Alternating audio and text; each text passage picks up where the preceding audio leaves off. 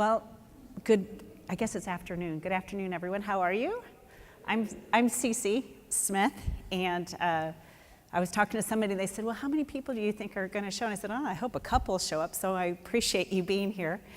I hate being on this stage. I walk around a lot, and I'm Italian, so therefore I'll be doing this all the time, so bear with me. How many of you have been coming to D-Scoop for a while? How many is it your first time? Okay, great. I don't even know how long I've been coming, but I'll tell you, I have absolutely loved it. And one of my friends that I met, like literally the very first day I ever came to D-Scoop, we were in the registration line, and we are still friends to this day. That's what D-Scoop's all about, but it's also about learning and keeping up to date and all of that. And let me tell you what D-Scoop did for me real quick before we start. So my husband and I own a commercial printing company called Smith Print in San Antonio, Texas. He works there, and I work at Toolbox Studios, and that's why we just celebrated our 25th wedding anniversary, because we work in different places. But I will tell you, it's been a lot of fun working together because obviously they're very complementary. Toolbox Studios is a full-service marketing firm. We do everything from naming and branding, marketing plans, social media, blogs, you name it, we do all of it. And so how it came really was an inspiration from D-Scoop. So we bought our first Indigo, I don't know how many years ago it was. We got a little baby 3500, a little teeny baby one, wore the hell out of it, you know. And I came because my sales rep from HP says, oh, you've got to go to D-Scoop. And I'm like, D-Scoop, ice cream? No. So I came, and when I was starting to prepare for it, I had an experience where I got a postcard, and we've all gotten the things, right? We've gotten all the emails from the different partners. We've gotten some postcards, come see us at booth 123 and all of that. And so I started getting all of this stuff. And so I knew we got this HP. I knew it had some special things that we could do about it. And when I came here, I got engaged in a cross-media campaign that I didn't even know could happen. So when I was back in our office, the HP rep called me and said, you got to go to D-Scoop. Okay, we'll go to D-Scoop. Then I remember getting a postcard, then I remember getting an email, and then I remember thinking, I want to learn more about this marketing thing. And so I signed up. I'm talking about Mindfire. And I signed up for it. And what I'm about to tell you is for some of you, going to sound creepy. I call it good marketing. But I walked in, I started getting emails and text messages, kind of like they knew me. And like, hey, Cece, looking forward to meeting you. By the way, I know you're into marketing. I'm going to be talking about brand, come see me, blah, blah, blah. And I'm like, oh, well, okay. And then I check into the hotel, glad you made it safely, blah, blah, blah. And I'm like, okay, this is getting even weirder by the moment. Come see us, I'm going to be speaking here. And they just kept nurturing me all along. And when I realized what it was a cross-media campaign, I bought it. And I called my husband, I said, guess what I just did? But the reality is it brought print into marketing for me. Now, my background was marketing, but quite frankly, print was just kind of a part of it in my mind. I never realized the power of print until I came to D-Scoop.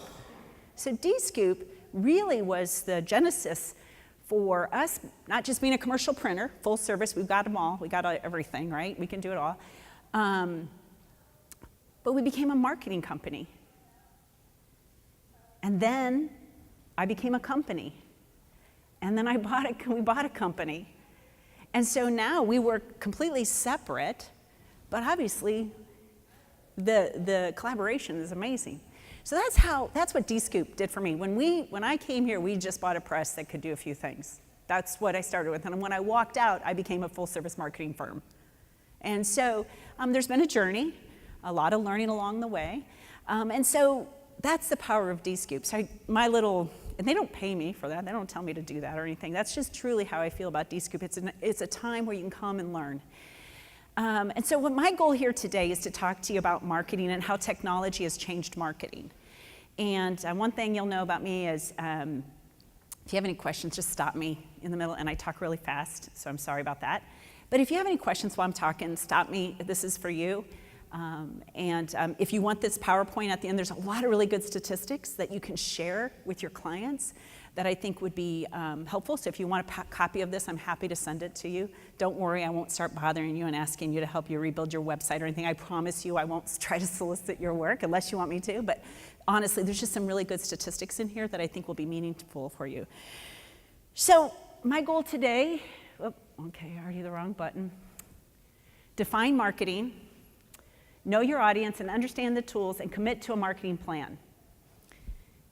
As a marketer, and I bet you guys run into this, it's a simple question. Did the campaign, was our marketing campaign profitable or not? Right? Did it work? How many of you, I bet none of you have experienced this. You go in, you talk to a client that sent out postcards. It didn't work. And you say, how do you know? I don't know, but it didn't work. How's business? Great, but it didn't work. Has that ever happened to anyone? Yeah, and so one of the things that we now have to our avail with technology and through all this new technology we have is that now we can answer that question. And what was the big aha for me when I started doing this was you can have the greatest marketing plan, you can have the greatest assets, you can have the greatest postcards, social media posts, whatever media you want to engage. But guess what I found out when we started tracking it? Their salespeople weren't following up, and I could prove it.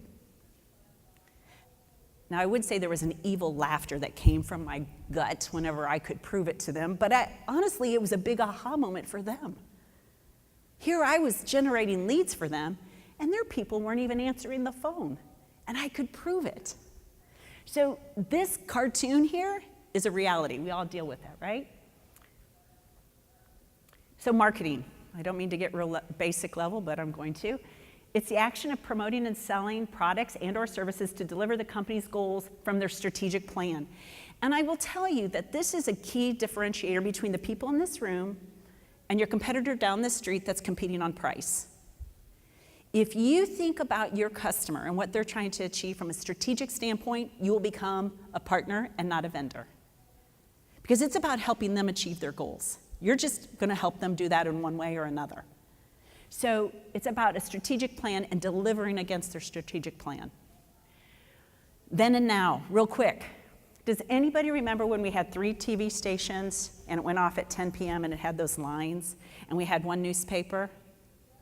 Don't raise your hand. I'll just take a gander. There's maybe 1 or 2 of you in here that remember that. Things have changed. Now we have just a plethora, hundreds, if not thousands of ways people get information. So no longer can we say, oh, women between the ages of 45 and 55 get their information this way. Because we've created a culture where we get things the way we want it.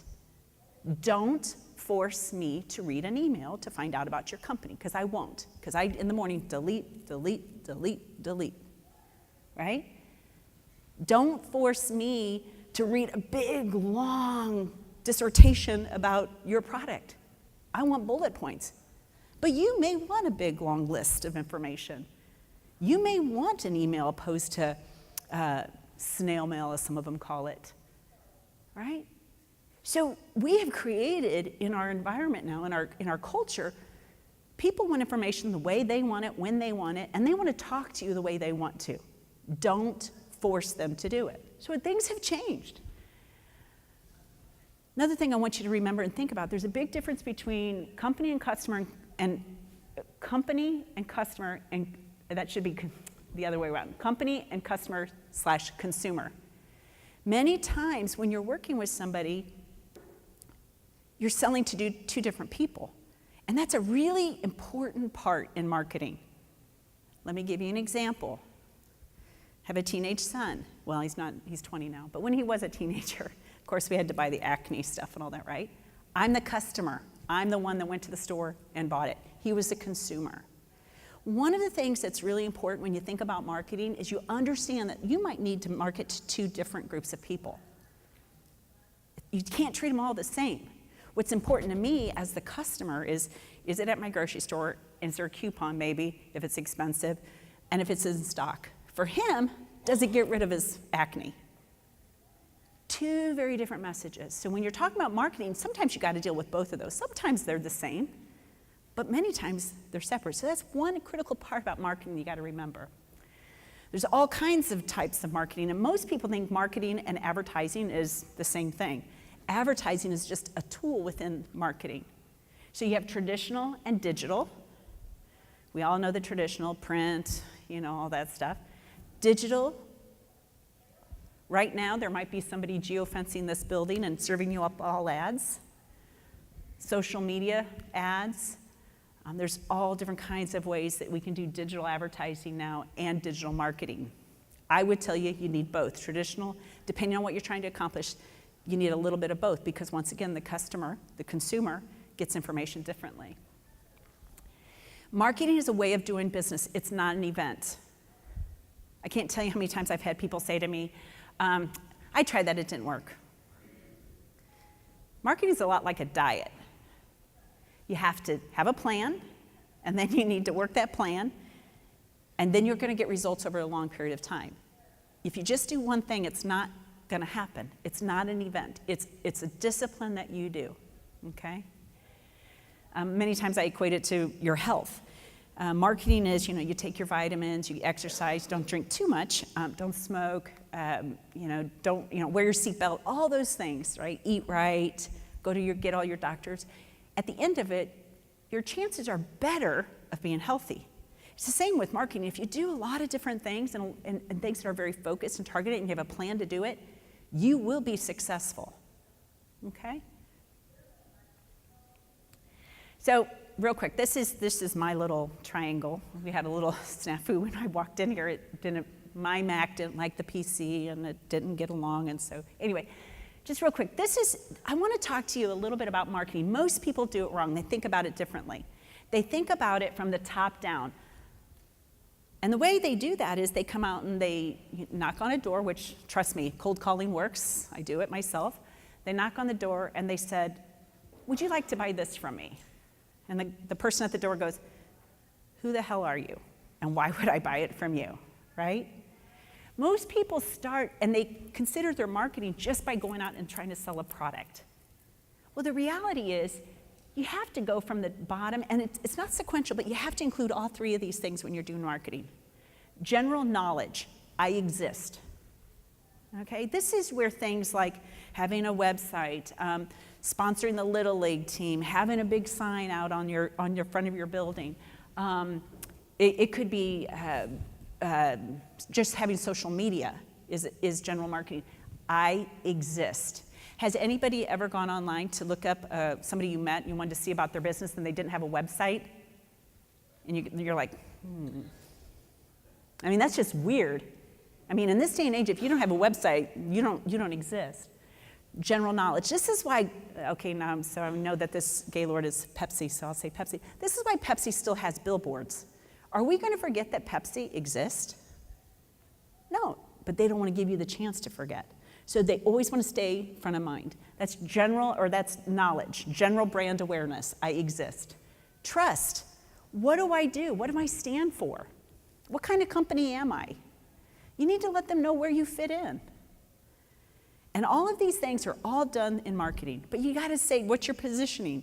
I'm a full-service commercial printer. I'm a marketing firm. Whatever it is, you have to let them know how the different things that you can do. You have to be focused. I mean, we need to. You always kind of leery when you talk to people that say, "Oh, I can do everything." You're like, I don't think so, right? So you got to let them know your position. What are you really good at? And then last one is selling a product. Because if you do these other things, they know you, they become familiar with you, they've got an idea that you're real, that you're legit, and so the last part becomes easier. We all do this when we vote, right? We go to the voting booth, there's, especially when it's like the county and the city elections, there's all these names. Like, I don't know any of them. For the Third Court of Appeals of, Bexar County, Texas, who knows, and there's 10 names. What do you, typically, maybe you go by party, maybe sometimes, but then you go, well, I've heard of that name. I've heard of that. So a lot of times people just go with what they know. So this is part of marketing. It's about being known. Just real quick, and I'm not going to go through this, but there's a lot of information in here. There's two different kinds of marketing. There's foundational, your website, your social media, your brand, right? Databases, I'm going to talk a lot about that. Analytics, and then your ongoing, things that are constantly going, right? Okay, a lot of different tools. I'm sure I'm missing a bunch, but my goal today is to kind of give you a little taste of this, a little bit of understanding of the different tools. When you're doing marketing, when you're marketing, the most important thing is to know your audience. I can't tell you how many times I go into large companies, $1 million, $550 million companies, and they don't have a database of clients. They have an accounting system. And many times what will happen when I talk to the salespeople, they'll hold up their phone. Oh, I have a database. How many of you have lost a sales rep that took your database with them? Right? If I can't stress anything more that will enhance or improve your marketing efforts, is start creating a database. It doesn't have to be a fancy CRM system. It can be a spreadsheet. I don't care. Just start collecting it. Make it part of your process that your salespeople have to. They go out. They meet Joe Smith. Joe Smith. His information goes into a database. What do you think the opportunity is? Oh, this is also called a funnel to track your sales cycle. Where'd you meet them? Did you meet them at the Chamber of Commerce? What'd you talk about? Did you talk about large format? Did you talk about variable print? What was it that you talked about? Keep a database, because that then helps you market in the future. We've all done it. We're all going to go home from D-Scoop. We're going to have a stack of business cards like this, right? And for some of you that have a booth downstairs or whatever, we get home and I need to follow up with those people. Your salespeople do the same thing. They go home and they have a stack, and after a week, after they clear off everything that's loaded up on their desk while they were gone, what happens to that stack of business cards? Oh, they're cold.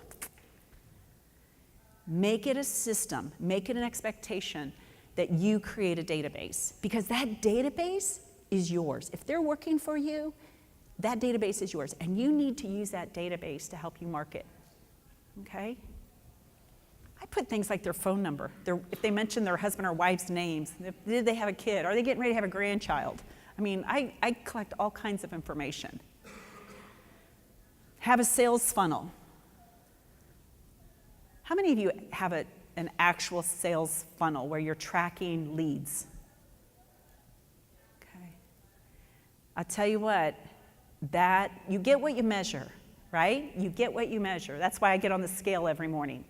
If I don't get on the scale, all of a sudden that 10 pounds shows up. I'm thinking, where the hell did that happen? How'd that happen? Be measuring. Your salespeople come in, you come in. Make it your own task.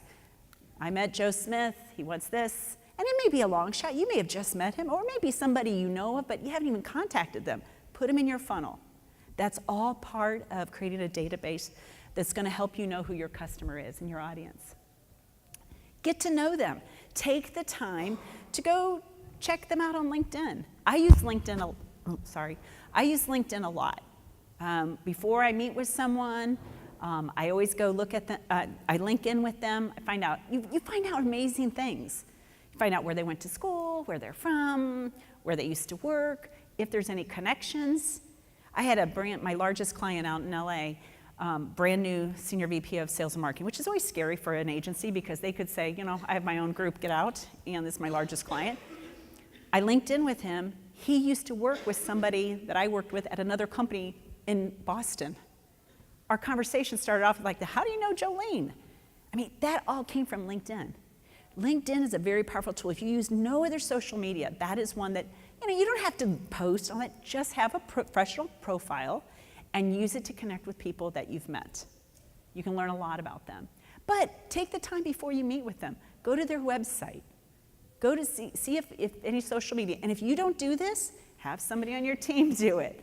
A lot of times I have my staff, I'll say I'm meeting with Joe Smith. He's with ABC Company. Tell me what you think of him. They go in and they look, his company's very active on social media. They do this, they do that. Here's some things, opportunities that we see. Here's what they're interested in And so I walk in already knowing who they are. Make sure you identify their need and your solution. And I'm sure many of you are seasoned salespeople. You know this. You don't go in to sell something. You go in to sell a solution for them. So the best thing you can do is have that strategic conversation. What's keeping you up at night? Right? Sales and marketing to me are interrelated. They're the same thing. When I work with a company that wants to keep those separate, I get very worried. They have to work together.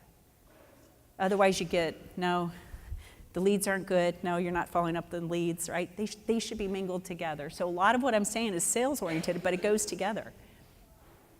Call on the right person and follow up. Many times you have to get to the decision maker. When you're thinking about doing marketing with someone or helping them with their marketing, you have to talk to the person who's responsible for return on investment, for the financials, all of that. And sometimes it's hard to get to. But if you can, try to make sure you're reaching out to people who are at a strategic level looking at the whole organization. And know how they measure success. What does success look like to you? If they just say sell more stuff, that's not good enough. How much more stuff do you want to sell? What's the value of a new customer if you bring in a new customer? I'm going to give you an example of a school a little bit later on. I know that every student, it's a private school, every student they bring on, that student is worth $6,000 to them. I need 2.3 new students in my year-long campaign to have a positive return on their investment. Did that like within the first 12 days. There's no longer a conversation about money. There's no longer a conversation about if things are working, right? It's know what success looks like to them. I love this one. I read that the average consumer has a lower attention span than a goldfish. Sorry, did you say something? That is so true. I heard that a goldfish has an attention span of 13 seconds, and I heard a human has one of 9. I mean, that's pretty crazy. So when you think about that, and you think about marketing to those people, you don't have a lot of time, right? So I'm going to give you a little bit of information about consumers and customers. That is going to be, this is the information that I think is going to be helpful to you when you talk to people about print and marketing services, for those of you that do that. The average person receives more than 2,900 marketing messages a day. Think about it. You're filling up the gas tank, that little thing on the nozzle, right? That annoying recording that's on the tank, you know, telling you about that fuel stuff that you're supposed to buy. Think about the billboards. Think everywhere you look, there's advertising, right? So to think that you could send an email and expect to get someone's attention is, I think, somewhat ludicrous, right? So we all have, oh, we're not going to do any more print. We're going to do everything email. Good luck, right? It takes up to 18 to 20 touch points to reach a customer for the first time.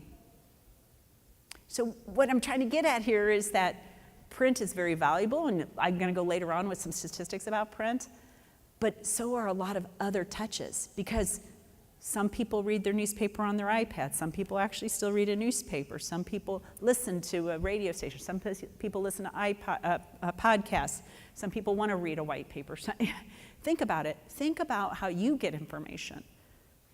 Before you even walk out of the door in the morning from your home, think about everything you've engaged. Do you watch TV? Do you listen to, do you read something? Do you wake up to the radio? I mean, before you even walk out the door, I would guess to say you've listened to 5 different ways of getting information.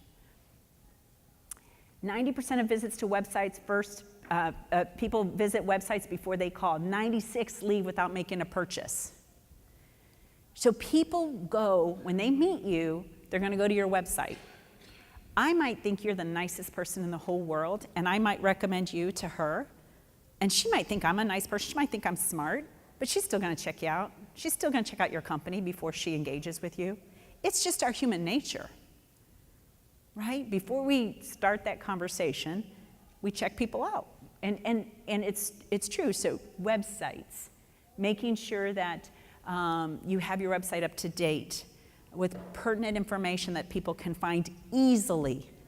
The reason why people leave without making a purchase or and when I say purchase, that could also mean just making a decision that they're going to call you, is because they can't find the information they want. When you're building your websites, be thinking about what is the information they want. Don't sit here and talk about everything about how great I am and my company. What is it that you're there to serve, and how are you supposed to serve them? Direct mail with digital ads yields a 28% higher conversion rate. How many of you have been working or know about digital advertising? Any of you guys do any kind of digital advertising? Okay, some of you. How many of you'll probably recognize some ads. I noticed when I went to look for DScoop, I went to find the agenda, and then all of a sudden I'm getting all these remarketed, I'm getting retargeted by their ads. When I'm playing solitary or wherever, I'm getting all these ads. I'll share a couple of them with you. But digital ads, what happens is people might go to your website. You can track them. We pixel track them. We call it cookies, right? So we put a little bit of code on you, on your IP address. Then you go to Facebook. We can show Facebook ads. When you're at ESPN or wherever you're at, whatever you were looking for shows up. How many of you have been trying to, I use the example red shoes. My husband's would probably be a new putter. But when you've gone and looked and you're researching a new product, and then you go to a completely different website, and all of a sudden, here's that item you were looking at. It's all happened to you, right? Those are retargeting ads. Very, very powerful. So then think about if you're doing that, and all of a sudden you get a postcard in the mail. See how it builds on and builds on. Marketing campaigns that use one direct mail and one or more digital media experience an 118% lift in response rate compared to using direct mail only. Don't be scared if somebody says, I don't think direct mail works. Say, well, let's talk about that. Have you personalized it? Do you have a good list? What are you offering? What's going to incent them to actually engage with you? I mean, if it's just, hi, this is who we are, da, da, da, that's it. Are you giving them an option? Are you giving them a hook? Something that's going to qualify them, 10% off your first order, $50 off, whatever, something. Qualify that lead, but give them something. We all want something if we're going to engage with someone. Website visitors who are retargeted are 70% more likely to convert. Once again, that statistic of having to touch them multiple times.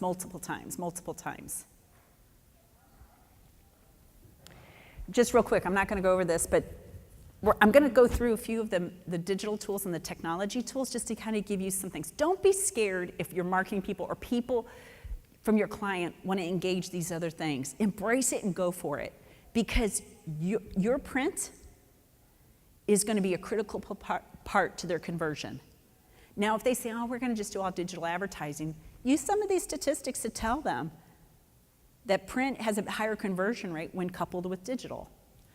Social media. People, I was teaching a class of high schoolers one time, and they said, they were working, it was an entrepreneurial class, and I was talking to them about how to create a marketing plan for their company that they were making. And they said, oh, well, we're not going to use social. I said, who's your target market? Oh, people between the ages of 50 and 60. Okay, how are you going to use it to market? Well, we're not going to use social media because they don't use it. I'm like, are you? Well, they're 18, so what do I expect? But look at the response. Look at how many people are using social media. My mom was 81 and she Snapchatted. I mean, I don't even Snapchat. So you can't assume that people aren't using social media. Social media is a very inexpensive way to get content out there and brand awareness. But there's also great advertising techniques. LinkedIn just came out with one called InMail, where you can send a message directly to people in a geography with certain titles in a certain industry. You can get very, very targeted for pretty inexpensive. Couple that with your print, you're going to have an increase in response rate. Content marketing. It's a big word. It's thrown around a lot. Basically, it's about putting information out in the digital world where people are going to find you and you're going to add value, is what it is, okay? On your social media posts, if you write blogs, if you have a press release, if anything that you're putting out there where there's content, it's going to hopefully bring people back to your website, or call you. Okay? Content marketing is really important for search engine optimization. You know, are any of you aware or working on search engine optimization on your websites? That's when people Google, I need a commercial printer in San Antonio, Texas, because I'm coming for a conference. And they don't know who you are, but you show up. It works, okay? It's a long journey. It's not a quick fix, but it works. Content marketing, think about everything that you put out there in the digital world is going to bring people back to your website or to your social media. It's got to be meaningful. Why does print work?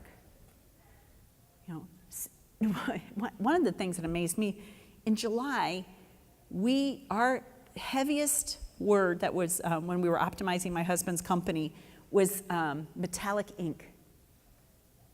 Everybody wanted to know, everybody was searching metallic ink. Well, when you think about it, designers are designing Christmas cards, right? In July. We wouldn't think about that naturally. We kind of think about it when we get the order, right? Think about when people are asking the question. So content marketing is a commitment, but I will tell you, there's probably someone in your organization who loves to write, who would appreciate this opportunity. There's also a lot of services where you can get content marketing. Have a strategy behind it. What are you trying to push? If you're wanting to push your large format, talk about large format.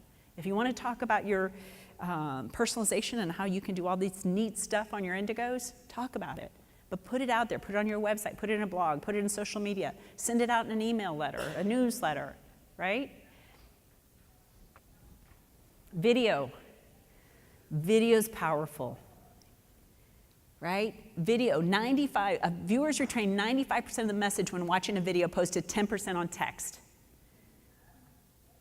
I mean, let's face it. I mean, think about how we're learning now, okay? It's powerful. And you know what, in this day and age, you don't have to have, you know, the very expensive, high-end video. I mean, sometimes those are nice depending on what your objective is, but you know what, it's okay to have an iPhone, try to keep it stationary, have a tool that keeps it stationary, and have them watching something come off the press and looking at the personalization on it and calling it out and make it 15 or 20 seconds that you can put on your social media. People love video.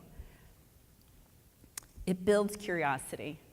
A lot more statistics I won't bore you with, but like I said, if you want them, I'm happy to send this to you. Talked a little bit about search engine optimization. It's a practice of increasing the quantity and quality of the traffic to your website through organic search engine results. I could spend a whole day talking about search engine optimization. To me, it's keeping your website healthy. It's keeping it up to date. Your website, you know, it shouldn't be like you build your website and go, whew, it's done, thank God, we'll do that again in 10 years. Your website is a living, breathing marketing tool. Update content, update photos of your work, update, you know, make sure you have all your people that are working for you. You know what the #1 page is visited on a website? About us. They want to see what you look like. And you're all handsome, beautiful in some way. I mean, everybody's like, I don't want my picture on my website. Everybody wants to see who you are. They want to get a sense of who you are before they engage with you. It's a very, very important part of it. People want relationships. We want relationships. We don't want transactions. We want to build relationships. Okay? Search engine optimization, like I said, I can talk long and hard about that. It will be a huge competitive advantage. It's not a short-term fix. It is a practice that you do. We've been optimizing our commercial printing company, Smith Print, for about 5 years now. And my husband didn't believe me. He's like, yeah, right, see, sure. Mm-hmm. And now we can track it. We can track that people are calling from the phone number off the website. We are tracking you know, how many visitors are coming that are new to the site. We can see where they're coming from. I mean, we're in downtown San Antonio, very close to the convention center, so we get, you know, when we get the conferences that come and want to do the paper overnight, have any of you done that where you've had to run all night long getting their paper for the next weekday's session? People from England have called us and said they needed things. In San Antonio, Texas, nobody told them about us. They found us by searching Printers, commercial printers, San Antonio, Texas. Search engine optimization works. SEM is search engine marketing. That's pay per click. If I say that really fast, everybody thinks I'm talking like a paper clip, like that you use for paper. Those are, you Google and you'll say 24-hour plumber, and the ad will pop up. And it's a paid ad. So, that's and you bid for it. And there's a formula that Google decides who gets it. The quality of your ad, the quality of the landing page. When you do pay-per-click, it is when people come, they click on it, they see something, and then they either engage or they buy or they jump off. It's designed as a lead gen, okay? It's a very powerful tool when you want to get up and running fast. You can limit your budget. It's a fun tool with some of your clients. Geofencing ads. That's where, let me go to my next slide. Actually, I'm going to show this one. Let's see. So geofencing is you pick a geography and you can decide, you can say, I want to hit everyone in this geography between the ages of 45 and 65 that have some interest in print, that you can put down to household income, you can put all different kinds of things, and it'll serve ads up to those people in that. If you take out your phone right now, and if you look at the weather app, the Weather Channel app, there's probably a geofenced ad in there. Okay, it'll come anywhere. It'll come any app that you're on. I'm Catholic. I was saying my rosary one time. I even had one on my rosary app. I was like, really? You're selling to me while I'm praying? Really? So I went, remember when I told you I went to the D-Scoop website to get the agenda? When I was playing, on the plane, I was playing solitary. They sent that ad to me. I was researching for a company, a conference they were going to go to. Now I'm getting ads for their conference. Down below here, see where it says Discover Newport, Oregon? I was in Portland, Oregon. And they knew I was there, so they captured me, and so they knew that I was in that general area, and so they served up an ad. This other one, I was working with a roasting company up in Portland, and I got this ad when I was in the airport at San Diego about a roaster in Portland. So, it's all based on your behavior, and it's all based on where you're at. Very powerful. These are very inexpensive. Typically, they're $12 to $15 per 1,000 impressions. You need a minimum of 50,000 impressions. So, let's say you have somebody that's going to hit a neighborhood. We're working with a dry cleaner, trying to convince him that he needs to work on building his at-home delivery. You can pick a neighborhood, and you can say, everybody in this neighborhood that's over the age of 30, let's assume those are the parents, right, should get an ad about this. Then send a postcard to them. Then do Facebook advertising. It's a pretty inexpensive way to supplement your other advertising. Oh, let me go back here real quick. I'm trying to watch my time. So that's geofencing. Oh, I just hit the button you told me not to hit. Retargeting. This is the one where the shoes follow you, or the putter, or the driver follows you around the internet. It's based on your behavior on the internet. So if you are, there's algorithms that happen, and I can buy ads that say, I want people that have shown interest in ski boats, lake homes, whatever, between this household income, this age, with children, with no education, with all of it.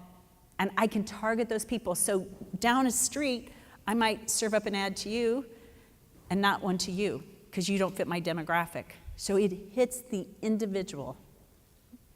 Think about that. If you have a list of people that you're sending postcards out to for a client, this is a great tool.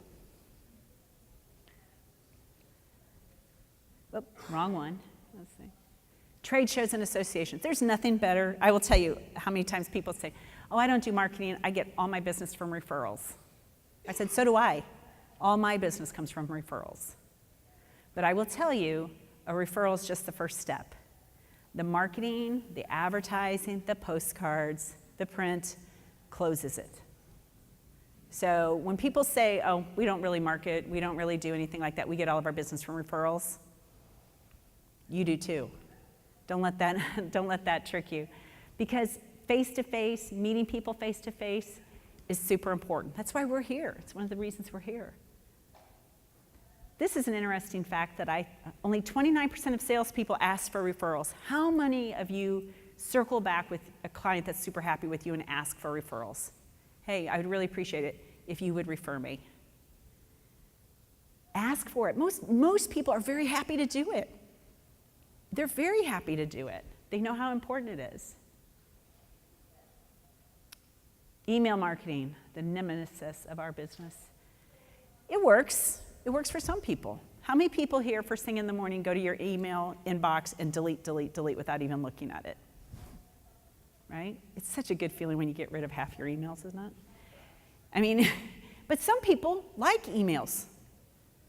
So it's just a matter of you have to do all of it. But email marketing can be measured. Phone calls, ringless voicemail, text messaging. Text messaging is growing huge. I'm getting one right now from MAC Cosmetics. And I'm like, oh, I don't need that. And I'm like, well, maybe I do. Maybe I do need to buy my lipstick. But all of these are tools coupled with a postcard. My point, what I'm trying to get here, is that when people come in and just want to do a postcard and just do a static postcard, start asking them, are you doing anything else? Are you going to send out an email blast to these people? Are you going to be doing any kind of other advertising that we could couple it together? Get to know somebody. Maybe some of your company, within your company, you have somebody that's interested in this. Maybe you have, you've met people in other organizations that do digital marketing in your town that you can partner with. If you don't want to get into this business, it's not that hard, to be honest with you. But it's about having a bunch of different tools. All right, print. Speaking to the choir here. But you know what, look at this. 82% of internet users trust print ads when making a purchase decision, making them the most trusted form of advertising. Do you know why? Because we've done the big pendulum swing, right? Where people are like, are they legit? You get an ad, you're like, are they legit? You go to the website, they have no pictures on their website. You're like, who is this group? Yeah, there's no names. Is it just a group from some other country somewhere? What is it? When they actually get a printed piece, they realize that was an investment. It makes you real. So print is powerful, as you guys know. 66% of direct mail is opened. 82% of that is read for a minute or more. And 62% of consumers who respond to a direct mail in the past 3 months have made a purchase. That is a wonderful statistic. And on the very end of this slide, on this PowerPoint, are all my sources. So if you want to go and source them, I just didn't have room on the slide. Millennials like direct mail to make purchase decisions. They're so inundated. I tell you, this is a unique group, as you guys know. They're so inundated and they're so engaged from technology. They kind of like to step back and get something to touch. They like the experience. 44% of consumers visit a brand's website after receiving a direct mail piece. So when people say, oh, we're just going to drive people to our website. Well, you want to drive people to your website? Send a mail piece, right? And 50% of customers find print marketing to be the most trustworthy type of marketing. How do I bring it all together? I don't get paid by Mindfire. I just believe in them. If you haven't learned much about cross-media marketing and campaign, it's about having a landing page. It's about tying everything you're doing into a landing page and driving everyone to that landing page. And if your client doesn't have a landing page, or if you're not into that, encourage them to drive people. They can buy a different URL and send them to a page on their website that's going to help them find the information they need. You can track everything on a postcard. So let's say they want to send out this postcard and you don't have a campaign or anything like that. They can buy a URL with the campaign title, greatcatholicschools.com. It can drive them to the website. You just redirect it. They can do that. You can put a call tracking number on it. You can measure it in some way, okay, in some way. And so how I bring it all together is through a call to action campaign where, you know, whatever medias we're going to use, we bring them all to the same landing page. We can do versions of the landing page. If it's a postcard, they get a pearl. And hang on, let me go back here just real quick. And we drive them all to that because then we can measure it. This is a very powerful tool. I have clients that have been using the same campaign for 4 years at university. So what we do, marketing plan. So I know this is an eye chart, but what I'm trying to tell you is it's not, marketing plans are not like, they're not this secret. It's a spreadsheet of saying everything you're going to do in the next, this is the 6-month one. Everything you're going to do. What are you going to do for social media? Are you going to do social media? Are you going to do Facebook? Are you going to do a blog? Are you going to do a postcard? This is for a school. Everything that they're going to do. And we overlay it. And we know what the plan is. If you want me to send you one like this, I'm happy to send you a spreadsheet. Okay? It's just about having a plan on what you're going to do and follow the plan. And if you have no other way of tracking it, track it with your Google Analytics from your website. Are you pushing people to your website? Do you have an increase in calls? Do you have an increase in... It will work, but you've got to have a plan. So this one right here, real quick, this is the example. This is for a Catholic school that I was working with. We sent out a postcard with a pearl. These were all the leads they got. I gave them this list. One, they get the announcement right away saying, you know, Cece Smith went through your campaign, this is what she wants. But then I circle back and I give this list to them and I ask them to tell me what's happened with these people. Did they enroll? Did they not enroll? Well, we had a little issue that people weren't answering phones. We had a little issue with, well, I sent them an email, never following up, never sending a handwritten note. We know who they are, we know where they live. I'd send a brochure. So a lot of my work ends up, you know, teaching their salespeople how to follow up. But these are all the people. They've registered 17. They needed 2.3 to have a positive return on investment. No longer do they ask me if postcards work. Okay? This is what we did for social media. We tied it all together. Same ad, you click on the ad on social media. This was for this week. These were the hot leads they got. These were people that said they were interested in the school from social media. So now what? So what, right?